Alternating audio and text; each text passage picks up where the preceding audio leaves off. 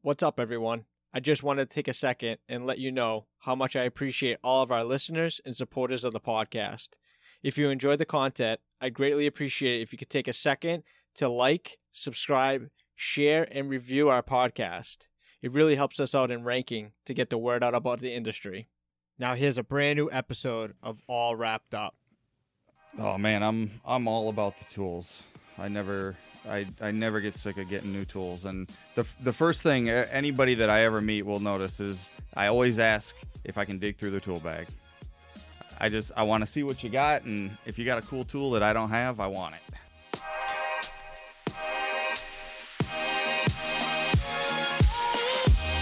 What's up, everybody? Thanks for tuning in to All Wrapped Up Podcast. We'll be interviewing industry-leading wrap companies to share tips, tricks, stories, and more.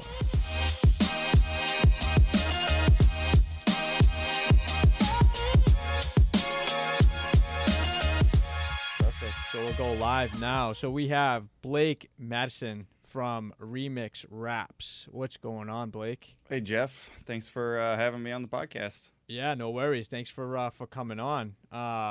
Usually we start the podcast and we talk about what you had going on in the shop this week.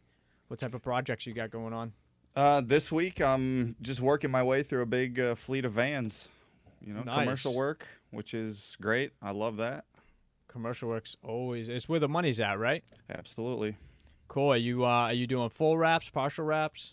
Yeah, it's they're all full wraps. It's gonna end up being about 30 vans. They're all transits. Nice. So it's same wrap over and over again, which is great for speed. There you go. Are they the high top transits or the little short ones? No, just the little ones, Little like the ones. regular van sized ones. Those are so nice. Windows? No windows.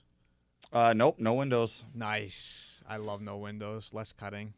Yep. Well, and this is another hot topic that a lot of people get into is rolling in the channels or doing a cut and drop. Yep. We ran over all the options, and I'm a contractor for another shop whose job it is, and they wanted to do cut and drop, which I love. So that's just one more thing to speed it up. I love cut and drop, dude. It's just guaranteed, no tension, no lifting, no bubbling. Just cut it and don't look at it. That's it. Yep. Oh, man, that's awesome. Now, is a lot of your market, a lot of the commercial wraps over the color change? Because you have a lot of color change on your social. Yeah, so I'm a freelance install guy. So most of the stuff that I end up getting to post on the social stuff is the color change work that I'm doing. A lot of the commercial stuff, they're kind of protective of showing a lot of that. Due to you doing it for other shops? Yep. How many other shops do you work with? I got a list of about 15 shops right now. Nice. Do they keep you busy? Yeah. I mean, Wow. a few of them are kind of giving me daily work. I'm sort of their go-to guy on a daily basis, and then the rest of them call me every few weeks or once a month, something like that. What do you do in between when you're not busy or getting those phone calls? Thankfully, I've been just getting more and more busy as time goes on, so That's awesome. I haven't had that problem in a while here. How's it traveling as far as like going shop to shop? It's a lot of traveling, I end up doing I average about 100 miles a day in my truck. Come on. Which isn't crazy, but that's day in and day out. Right. Yeah. How many days a week do you work? 5. 5. If it's something that has to happen on the weekend, of course, I'm game to do that. But just Nice. the regular hours is Monday through Friday. Nice. Yeah, I like that. I like that you're just like a freelance installer, man. A lot of people that we've had on the podcast are shop owners and overhead, and it's nice to get a different perspective of the industry, going freelance. So being a freelance guy, tell me how you got into the industry. I got into it working at a sign shop, like a lot of people. Yeah. I started working at a franchise sign shop in 2006. Okay. And I was doing that for probably 2 years, and I really wanted to just focus on doing wraps, and it was kind of my mission to just find that shop that's really crushing out a lot of wraps and get in there. And so I ended up just going to a few different shops over the years and learning a bunch of different ways to do a bunch of different things, which has helped a lot. Yeah, definitely. So you never wanted to get interested in owning your own shop at all? Not really, honestly. I was my dream was kind of to always be at the shop that was really killing it and just be the installer and install a lot of wraps. And that was it. Yeah. Nice. And certifications and stuff. What are you holding for cert? I'm Avery certified and 3M preferred. Nice. I'm also Feller certified for all you old timers. Old timers. Yeah, I was fellow certified for a little while. That's awesome. I saw you whip that plaque I was so happy when I found that the other day. I thought that was long gone. I don't know why they stopped. Every year you'd get a new year to put a sticker on that plaque. I don't know why they stopped doing that. I don't know when they quit doing that, but I think I was kind of towards the tail end when I did it. That was in 2007, I believe. Yeah, I remember. All you had to do was send a recommendation or something like that, or send some type of testimonial and a photo, and they'd verify. No, this one was their full training class. So I went to Tulsa and did a few days there. Got to meet Frank, and it was a good time. Damn, yeah. Let's talk about that. So what did you end up doing? How many people were there? I want to say now. This was a while ago, but I believe the class was 10, 15 people, something like that. Nice. And this was wrapping in 2007, so there was no color change stuff. It was all printed. It was all kind of commercial oriented. But it was a good time. That's it was awesome. Finally, it was the first time I got to meet other people that were kind of cuckoo crazy about doing wraps like I was. That's awesome. What have you still hold like relationships from the people you met? Not there? at that one. When I found that certificate the other day, I found my business cards that I collected from there, and I looked a bunch of people up, and I didn't find anybody still doing wrap stuff at all. Oh, it's a shame.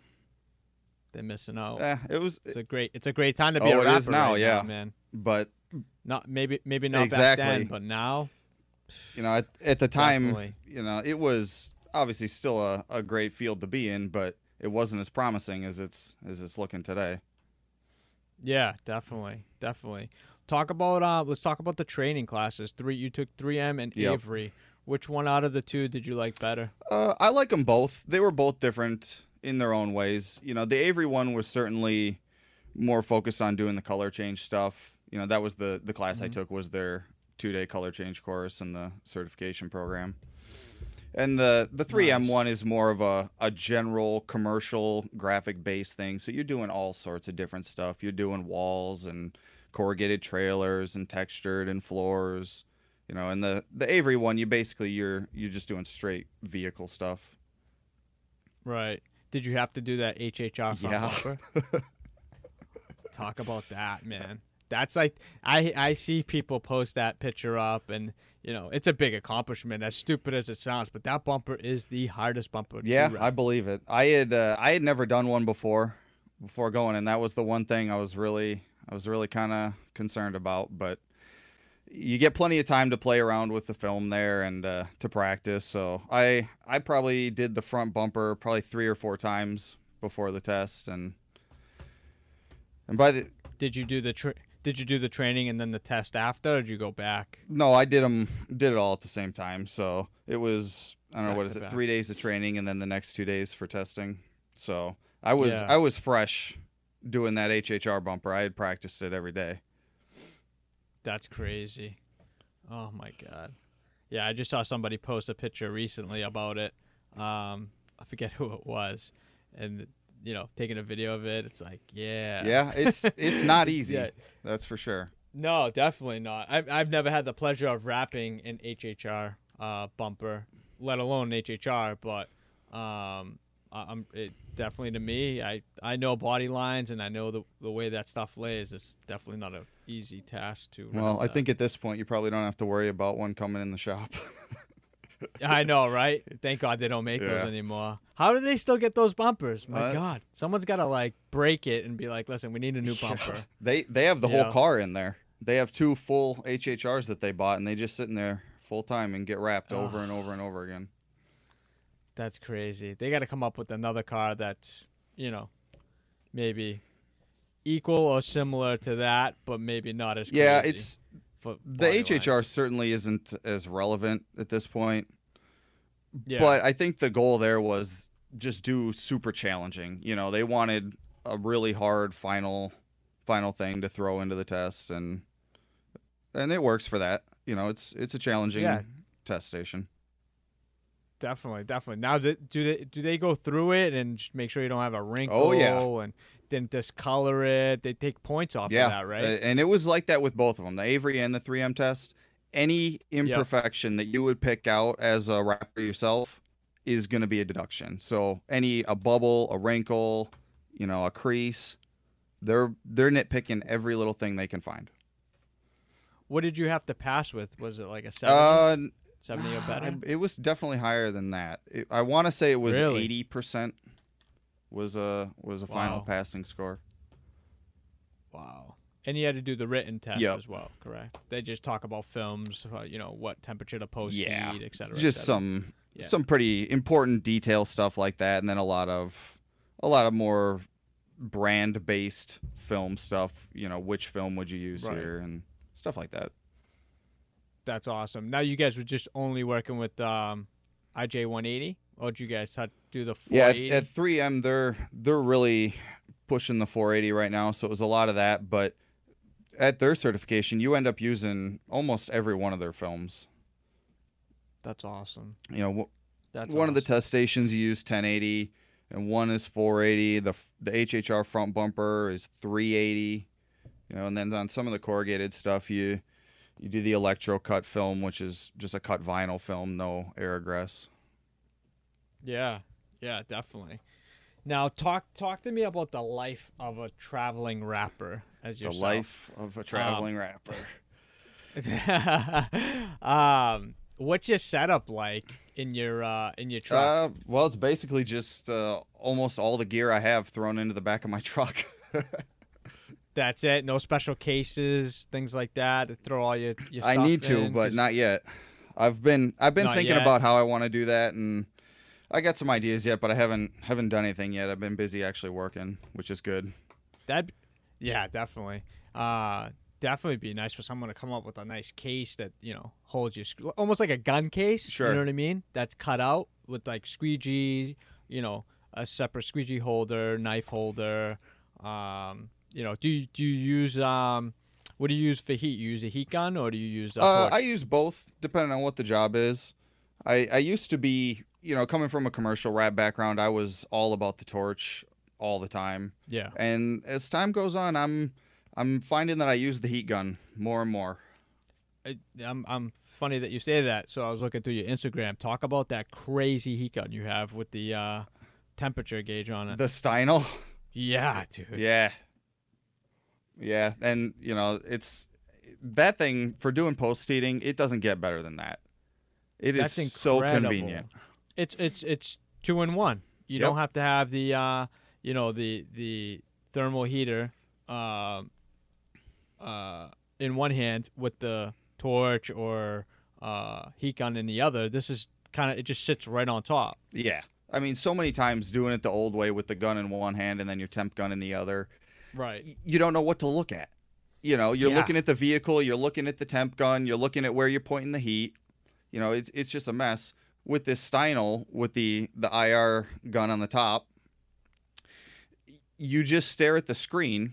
And honestly, you don't even have to. I think one of the underrated parts about this thing is that it reads out your temp, but it also changes color.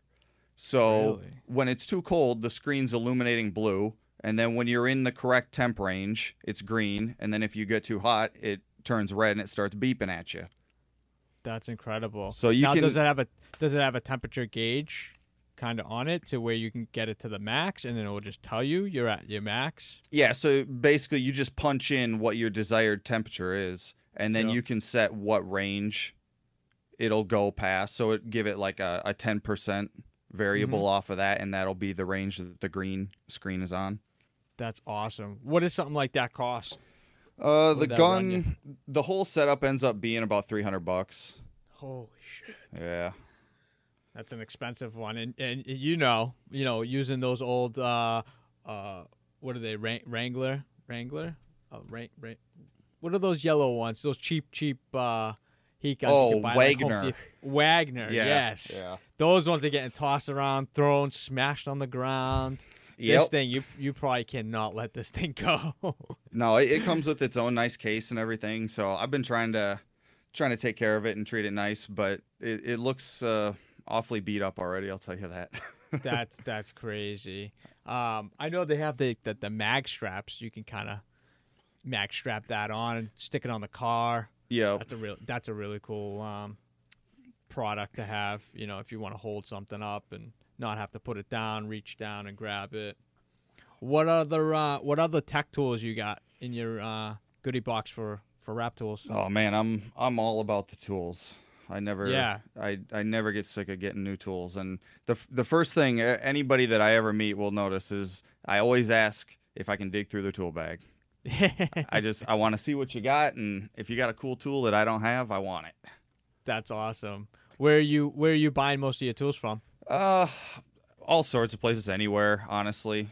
If it's wrap specific, I'm getting a lot of stuff straight from Yellow Tools, or I order from Fellers.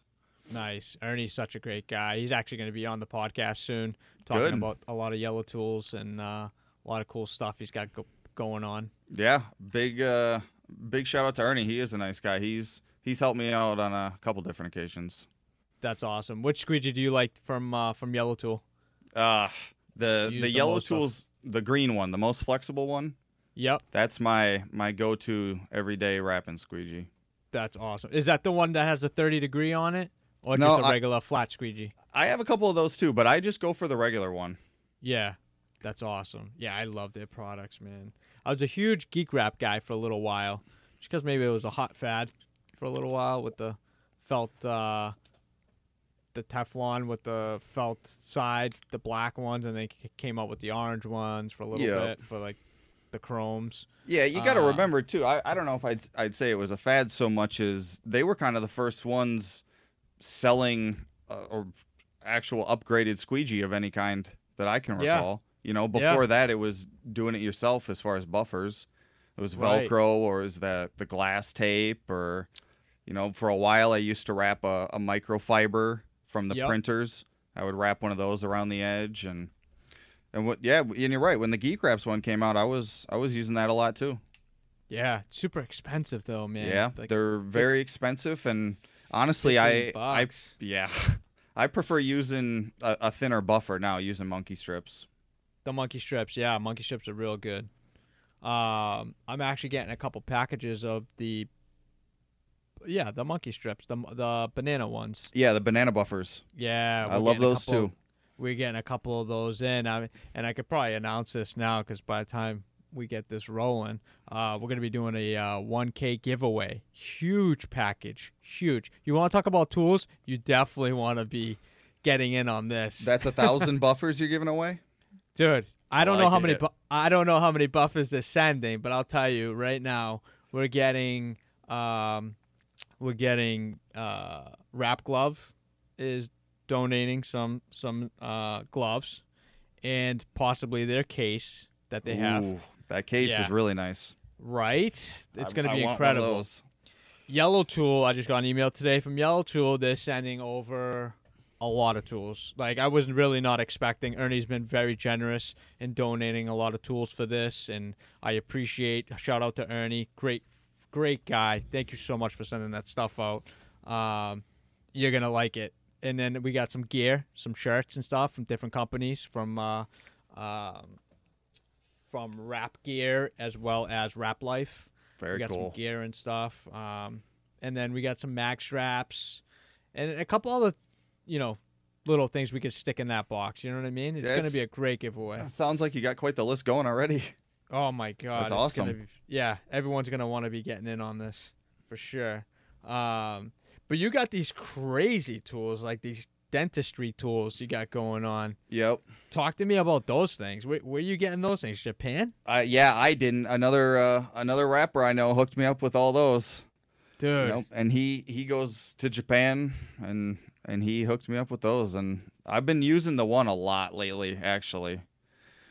It seems like they work really well around corners, like the little ones with the little ball on the end. Yeah, I've been using those on corners. The dotting tool, you know, Yes. Phil Aquin got me going on that thing, and of these little Japanese ones, I've been using the one. It's hard to describe. I guess it looks kind of like a hockey stick, but they're very flat. I mean, the end of this, it's just a metal blade basically, and that's been working really well for lifting and tucking. You know, because the tip on this thing is so thin, you can get it under and lift up edges real easily, and I love it. That's awesome. I love tools. I'm so obsessed. I'm the same way. I'm like, what do you got going on in your bag? I want to see what you got. Well, as an installer, you have to be. You know, your tools are what make you money. Right. You know, as little as they may be, your little yellow tool, your 45 to get behind the rubbers, even your 90s, like those little tiny things just make a difference on doing a better job. Yeah. And you got to take advantage. I mean, they're only $5, but you might use them a couple times, but it just saved you maybe 20 minutes of trying to get a squeegee behind it and another squeegee to tuck it. It's too big. And that's a great example. Tucking behind windshield seals, you know. Yep. I used to spend so much time back in the day just feeding that in there and struggling with those, and now you have all these cool tucking tools and the lifting things, and you got the flex streams and all that stuff.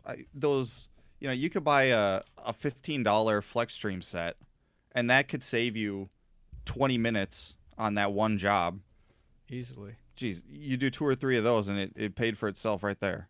Yep. I remember when I was doing, hoods or roofs, especially the roofs with the rubber gaskets, is you tape the rubber gaskets off. Yeah. And then you cut on the tape, and you got to leave a little bit more room because you got to tuck it under because you didn't pull the gaskets off. Yeah. It sucks, you always leave it too long. You end up cutting behind the gasket anyways. It's just why not just like cut it nice, use the tool to get in there so it lays all the way flat, done deal. Yes, so many of these scenarios, you look back on them now, and it just seems so silly how we used to do things and what you didn't know at the time. Well, not only has the rap industry evolved into, so much more, but the tools that we use are like just as important as the people behind using them. Yeah, you know absolutely. I mean? And that's grown so much the past few years. It's great. I mean, just when I got into it, 10, 11 years ago, the wrapping tools were non-existent. It was sign shop tools.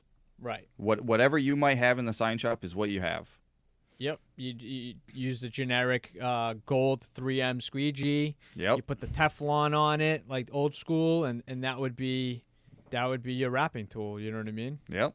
I mean, no such thing as like Teflon, squeegees back then and whatnot. Or you just the original 3M tools. Your rivet brush and your poker. Mm-hmm. And the little pen. You know how many times I used to stab myself? Yeah. With that stupid thing. Yeah. When you leave it in your pocket and then you sit down and it jabs into your leg. Oh my God. So many times. I'd be like, oh, why is my pants red? That's so funny. It's happened so many times, dude. And anybody that's listening, you're laughing because it's happened to you. Don't lie. And I'm not even going to go old school right now because prior to even that coming out with the pen, the retractable, remember the one with the cork, the little piece of wood with almost like a nail sticking out with the cork in it? I remember that shit. That's old. That's old school. I was always told those were a weeding pick. Why I would use it for everything. Yeah, why it's different than the air popper. I don't know if the needle was a different size or what. Well, yeah, probably a different gauge where you make a smaller hole as opposed to using that. But I used to get pricked with that all the time, whether using it for weeding or getting rid of a little bubble from like a calendared lettering job on a truck door or something, you know? Oh my God, those days. Yeah. So glad those days are over, man. And we have, this new technology of air release and everything. Oh, everything about rapping now is so much better. It's fun to look back though and kind of laugh at how silly, things used to be and how much better we can do them now. Oh my God, that's such a time saver. I want to talk about some of your projects that you do have on your Instagram, because obviously since you've posted them, you probably can talk about them, right? Yeah, absolutely. One thing I want to talk is the helicopter. Okay.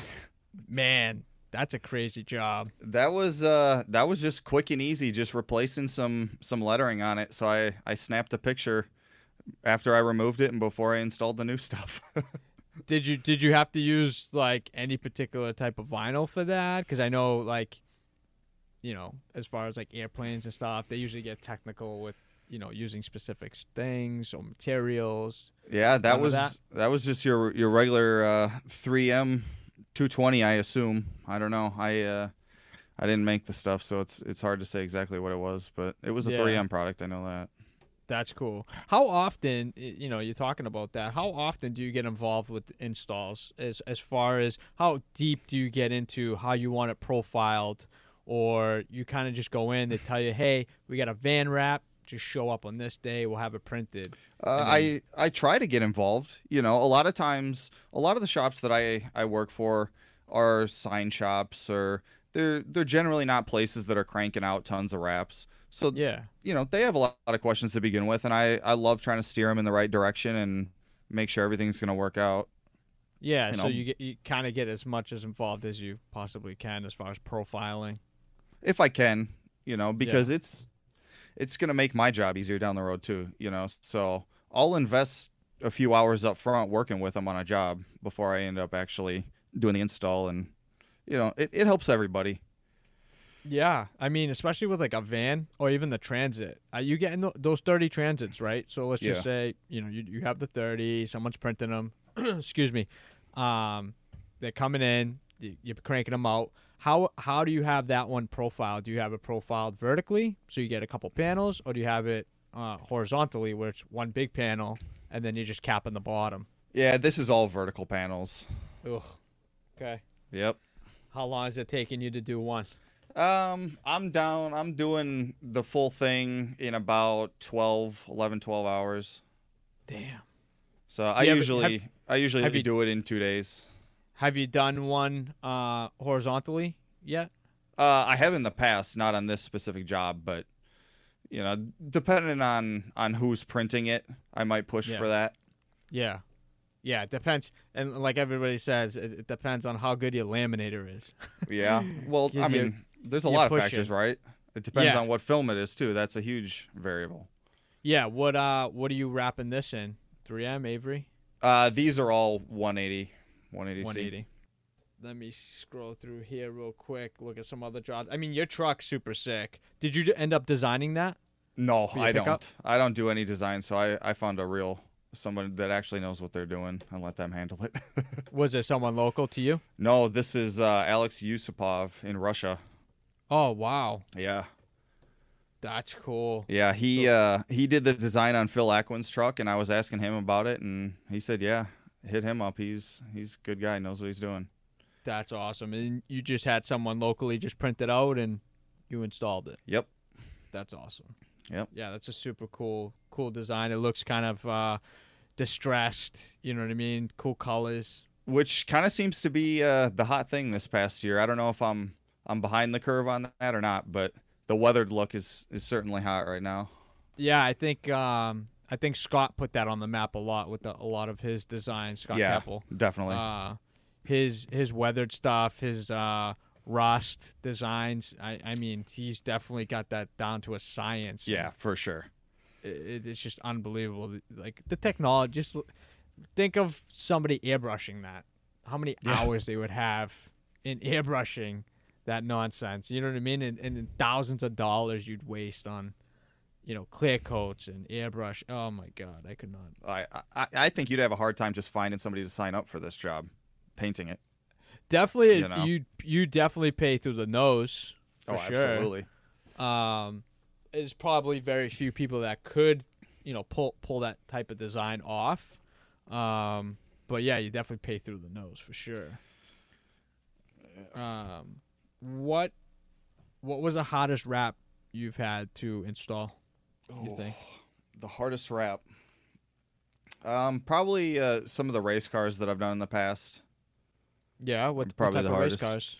cars? They're LMP2 prototype cars. Okay, I would say is kind probably of like the hard one I used NASCAR? to do. Kinda No, like NASCARs? they're more like enclosed Indy cars. Okay. I guess I don't know. They're just a lot of curves, very round. There's a lot of stuff going on, and they're carbon fiber. So they tend to be pretty particular about taking care of them and not cutting them up. Yeah, definitely. Yeah, you try not to seam too much of it. Yeah, certainly the most expensive cars I've ever wrapped. Really? Yeah.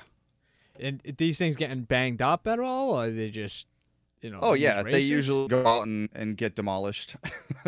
And But you it's want it to like, look hey. good before it crashes. So That's so funny. It's like, hey, I don't want any seams. This thing's gotta look perfect, but I'm gonna smash it up against a rail later. Don't stuff worry. like that, there has to be seams. I mean, a lot of Ugh. these panels, they're dimensionally too big to do in one piece. Yeah. Not to mention it, my brain would explode just trying to plan it out. Oh my god. Unbelievable. What was the easiest wrap you've ever done? Oh man. What kind of car do you think is the easiest that you've got down to a science? When you show up to a job, you're like, I got this in like 4 hours. Probably the easiest is just your Chevy Express van. Yeah. I've just done so many of them. It's they're great. Yeah, they're quick, especially if you do the horizontal, horizontal. Horizontal, panels. yeah. Yeah, Yeah, you those can- go super quick. Yeah, once you get that dialed in, going horizontal, you can fly. Yeah, but you know what? I always get people that are just like, oh, the seam's going the wrong way. For the bottom cap. Yeah. I've never had one come back, and I see all types of weather here. I see Well- winter, fall, spring, summer. Yeah, I can't imagine the final customer complaining about that. Ever. And you know what? You can bang out a whole side. Literally, you can peel and stick in 10 minutes. Yeah. It's just so convenient, especially when you have a fleet job going. That is the easiest, best, efficient way to design those for profiling. Yep. I mean, generally, when shops ask me, how should we lay this out, I almost always tell them the bigger the better. As few pieces as possible. Yeah. This is what we're talking commercial stuff. Right. Obviously. Yeah, absolutely. Yeah, obviously, you do what you do with the color change stuff, but commercial for sure. I mean, I like to talk more about commercial stuff because it's an industry that, that's your bread and butter for everybody, and everybody that's really doing the color change stuff are somewhat doing the commercial stuff because that's what keeps the lights on. At the Yeah, end of the day. it's kind of interesting you say that. I almost feel like there's two different schools of thought happening in the rap world now, and it's sort of both things but opposite. You have the old school guys that do a lot of commercial stuff, and they'll dabble with the color change and do a few of them, which Yeah. I would more closely fall into that category. And then you have the people that come into it straight into color change, maybe from a custom car background or tinting, stuff like that. And now Yep. they're starting to dabble into the commercial stuff. Right. It's interesting. Yeah, you gotta have options. Have to be open in this type of industry. No matter what you do, you're always gonna have the eye candy. Yes, you'll get the likes and you'll get the people to watch, but the likelihood of them coming back in a week or two to have something else done, it's probably not gonna happen. You know what I Yeah. mean? Yeah. As far as the commercial stuff, it's like, those guys are the guys or girls that talk about their lettering experience. Yeah. And, I and the think word if- of mouth. Yeah, absolutely. If you're just super dialed in your one specific thing and you're very good at that and you have enough work doing it, that's awesome. But I think if you're doing vehicle wraps, you should be doing all of it. It doesn't matter what it is. You should be wrapping everything you can. Right. They're just so similar. There's obvious differences between doing the two, but as a whole, you're wrapping cars. So to say I don't do commercial stuff, I only do color change stuff, or I hear it a lot the other way too. Oh, I don't want to touch color change stuff. I only do the commercial stuff. I think that's it's kind of foolish. It is. It really depends on the capabilities of your shop, because you could be there's two different techniques at the end of the day as well. A That's commercial true. technique, and then the real detailed and tedious time to wrap a color change. I mean, you're taking off a lot of commercial stuff. I mean, what's the worst thing you're taking off? Maybe a mirror, just so it's not in the way and doesn't tent the material when you're wrapping. Yeah, I mean, or door handles. If you're even really if that, going crazy on it. Yeah, even if that. I mean, when you're a commercial guy, you find ways and techniques to get around trimming a nice door handle, whether you're keeping the face of the handle wrapped or tucking it behind. Yep. You either print another piece, or if you're good enough, you cut it nice and still have enough material to tuck behind it. Really depends on the door handle, but when you come up with that technique, each door handle, less than 5 minutes, cut, trimmed, ready to go. Yep. But with a commercial one, you gotta pop the door handle on. If you're not experienced with taking things apart, then it becomes a problem. You break a clip or something, because that's definitely happened. Yeah, absolutely. And that one door handle just cost you $50. Yeah, or worse. If you break the part, a lot of these guys doing real high end cars, you could break a lot more in a clip, and it's going to cost you. Yeah, that's and I think that's where the price point comes in. To the level of difficulty it takes to disassemble and reassemble without breaking anything. Well, everything's harder about it, right? It's a harder install, and it's harder to assemble and disassemble, and so it should be a lot higher price. It's a lot of risk doing that. Definitely.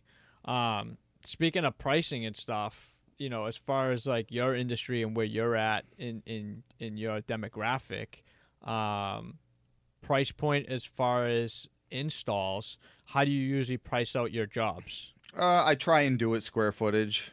Square footage? Yeah. And a lot of times with the wraps that works out well. A lot of jobs I'll end up going and helping out a crew on some project. And a lot of times that ends up being hard to do square footage, because I'm sort of jumping into the middle of somebody else's job, and it's hard to keep track of who's doing what. So those end up just going to an hourly. An hourly? Yeah. Just put them on a flat rate, and that would be that. Yep. That's awesome. It's a tricky game. Depending on who the customer is and how well they have things set up, you can do well either way, just depending on the job. Yeah, I mean, it's difficult for you because you have to look at it as you have to look at it on a different side of the coin. It's not like you have a shop and they're coming to you and that's that. You have to have insurance to drive your car, liability insurance to have at another shop. Your time is money. Getting there, traveling's got to be the worst expense. I mean, gas wise. Yeah, it's a lot. It adds up. Yeah, I mean, do you charge 35 cents a mile to get to these jobs? Are you billing that in at all? Most of the time, if I'm doing an hourly thing, I'll start the clock when I get to their shop. Get to their shop. Or to the job site, wherever it is. So travel time is not included. Not usually. Okay. If I'm going outside of kind of the metro area here in Minneapolis, then we'll definitely be talking a travel fee. But within the metro, I usually take the hit on that. Yeah, that's crazy. How often are you going outside of metro? Not very often. Yeah, you don't travel outside of state at all? I have, but not. It's not a frequent thing. I saw this cool picture, and it brings me back to like some childhood shit that when I was younger. Yeah. I used to see this car everywhere, and I'm like, damn, I want that thing. The Fiero. Oh, I was hoping you were gonna say that. Yeah, talk to me about that Fiero job. The Fiero was my personal car, actually. Really? The gunmetal one you're looking at. Yes. Yeah, I had that one for quite a few years. Ended up dumping a lot of time and a lot of money into it. Unbelievable. Now you only have the. Oh no, you do have a picture of the front. That's awesome. How many miles that thing have? That's man. I want to say the body, what's on the odometer, which is probably about one of the few parts left that's still stock on the thing. It was at 130. But Wow. I had done an engine swap and done all sorts of crazy stuff. Ended up That's dumping awesome. just a ton of money into it, which definitely did not recoup. Hey, do you still just is it gone? Or do you still got Yeah, I sold that one this year.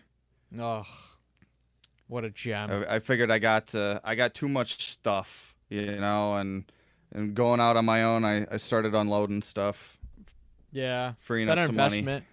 Yeah, buy more tools. Yeah, it's hard to justify having 4 or 5 cars. Started Definitely. selling them. What else do you have for cars?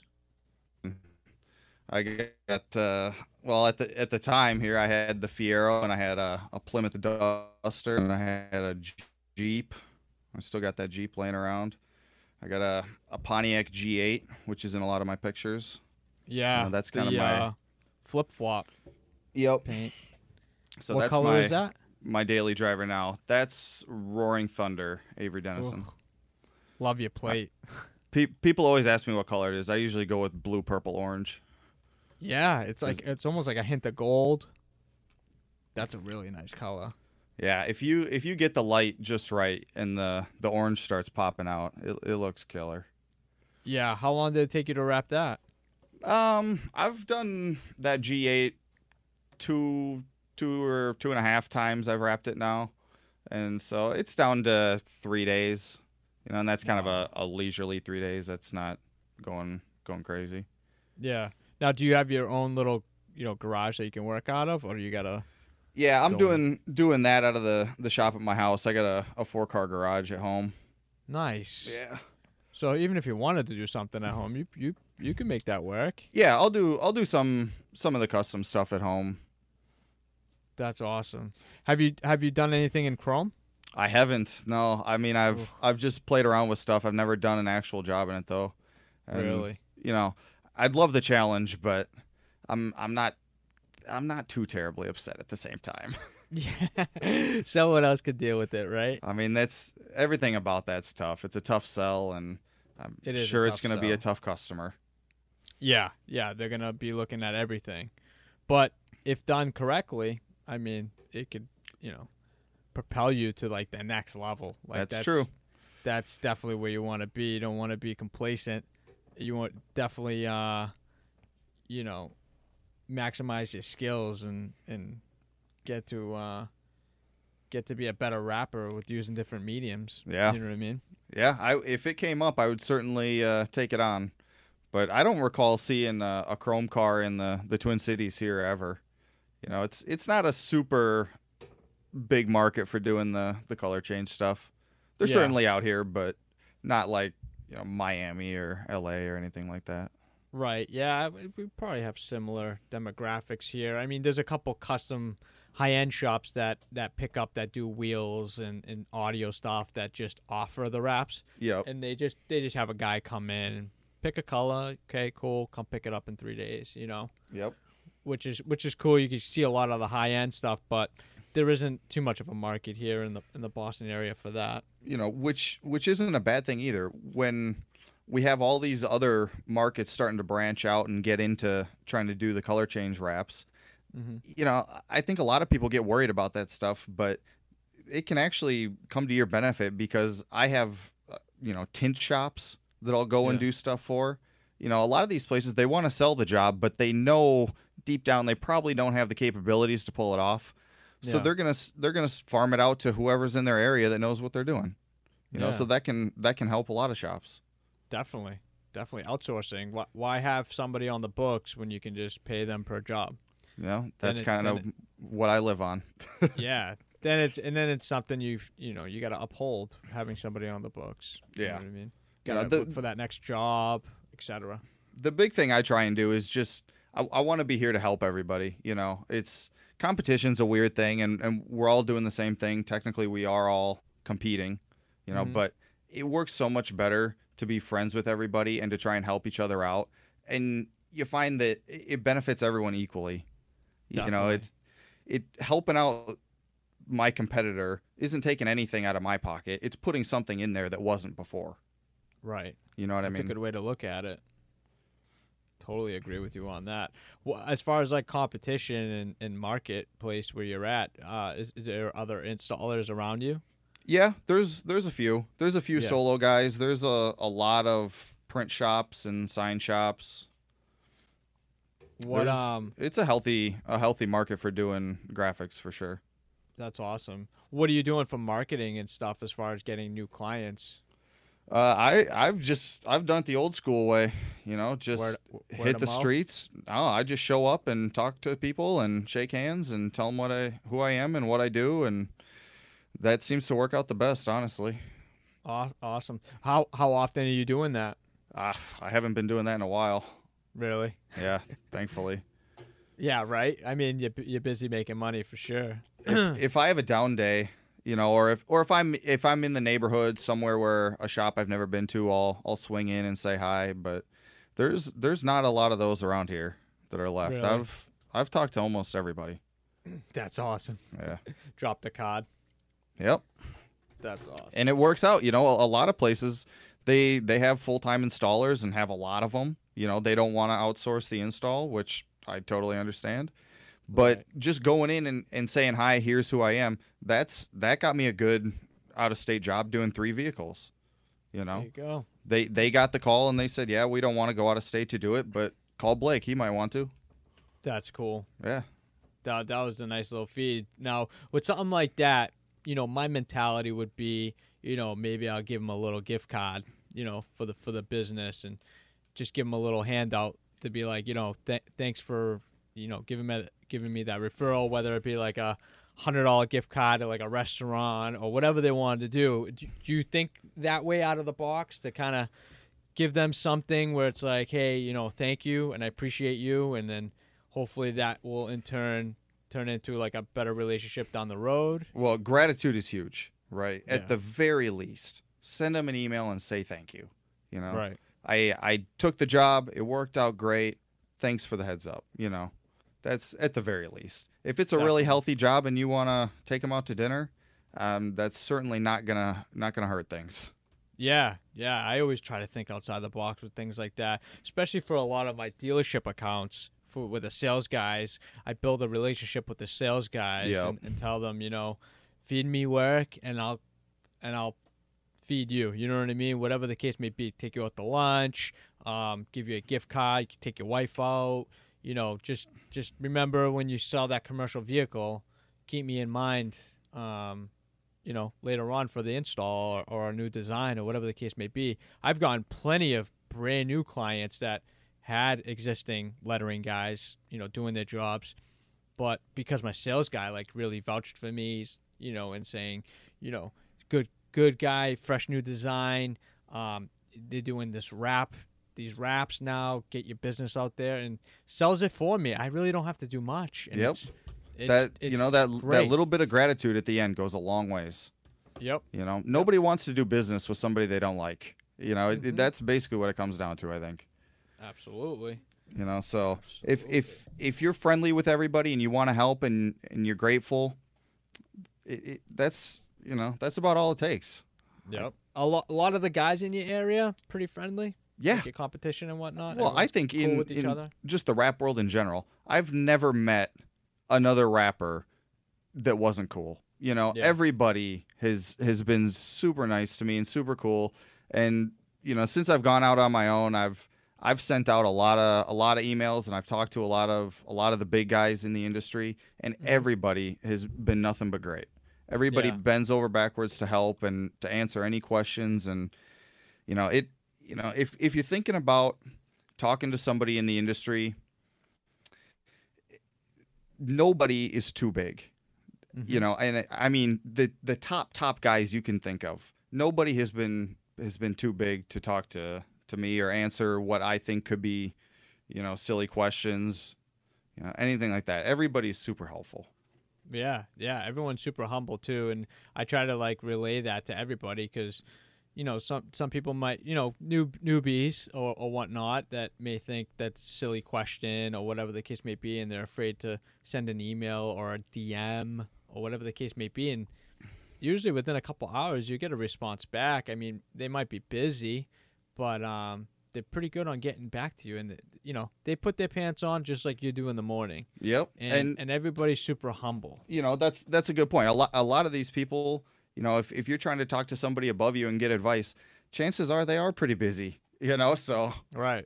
be patient, you know, and I'm sure in time they'll answer any question you got. That's been the case for me, at least. Yeah, definitely. I've had a tremendous amount of people send me DMs, and you know, I don't have the right answers for everything, but I'll let you know who does. Yep. That will answer it 100%. And try to. It's almost like a net. I'm almost building like a network of people that I can help. You know, direct people in certain ways, whether it's training. You got a question? Well, where are you? Well, this particular training class is going to be near you. You might want to look into it. Or you got a question about Chrome? Well, let me give you Kevin's number or Yep. Kevin's email. Send Kevin an email. He'll get back to you. You know, it's Which is, it's so exciting about Raps right now is that we have this big network, you know, where right. rapping is big enough that it's everywhere, you know, but it's not so big that you lose the community part of it. Mm-hmm. You know, it's a very tight knit group, and you know, it works out great for everybody. Just having Yeah. people that you can call on and get advice from, and it seems like everybody's on board with that. Everybody likes the community part of it. Do you do any events like RapsCon or SEMA? Yeah, I Gotta went go up to RapsCon last year, and that was Nice. awesome. You know, that was kind of the start of me reaching out to some of the bigger players in rapping. Mm-hmm. You know, How and was it? it How was the great. experience. It was awesome. I think if anybody's considering going, you definitely should. You know, there's nothing to lose. It's just nothing but positives. You meet great people. You can ask all those questions. You get to socialize. I mean, networking is so big, like we're saying here, you know, and being able to put a face to the name Yep. and to shake hands with these people, and you know, maybe they're people that you've talked to online, say, hey, you know, thanks for answering that question, it's good to meet you. You know, that stuff helps. It helps everybody, and it helps down the road. You know, if that person gets a job coming up and that's out of their area, well, hey, it might be in your area and they might call you. You know, if you're the guy they know in that area, you're the guy to call.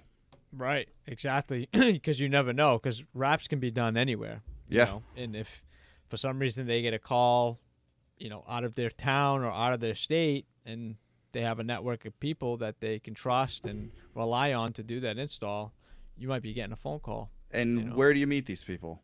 At events like Exactly. RapsCon. Exactly. You know. I'm so glad that we have that type of community and that type of event, because that justifies what we do, and it brings everybody together. It, you know, whether it's 1 day, 2 days, whatever the case may be, but it just brings everybody together to hang out and meet everybody. And it's exactly what you said, to put a face behind the person that you see on Instagram or Facebook. You know, shake their hand and whatnot. It's just so fun to get together with people that share the same enthusiasm about rapping. Yeah. You know, because it's not an everyday thing for me, at least. You know, I meet a lot of people in the industry and a lot of shops, but it's not every day that shop has somebody that's, you know, just super Passionate. obsessive. Yeah. And Yeah. yeah, exactly. Passionate about doing vehicle raps. Yeah, it's nice when you get to talk to somebody and you get down and you start talking about installs and install nightmares. You're like, yeah, I know that bumper sucked. Yep. You know what I mean?